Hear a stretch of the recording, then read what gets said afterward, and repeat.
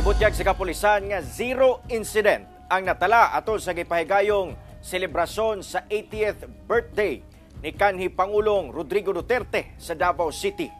Sumala sa Davao City Police Office, pagpamatuod matod pa kini sa lig-on nga kolaborasyon sa katawhang Davaoenyo og security forces atol sa panagtapok sa libuan ka supporters sa kanhi Pangulo nga gipahigayon sa CM Recto corner Rojas Avenue sa syudad.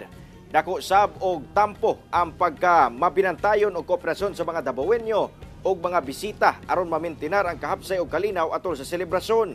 Nagpasalamat si DCPO Acting City Director Colonel Hansel Marantan sa kinatibuk-ang Security and Safety Cluster, law enforcement agencies ug tanang ahensya nga naghiusa sa pagsiguro sa seguridad sa tanan. Sumala niya sa managlahing ihap sa mga mitambong sa kasalugan. Ang importante matod pa nga walay natala nga untoward incident atol sa panagtapok.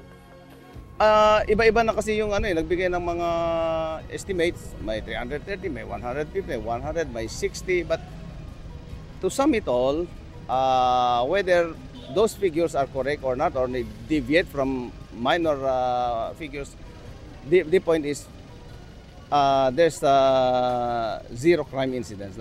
We have to be proud of that. It's a collective effort, not only for the policemen, security class, but it's the active cooperation of the community.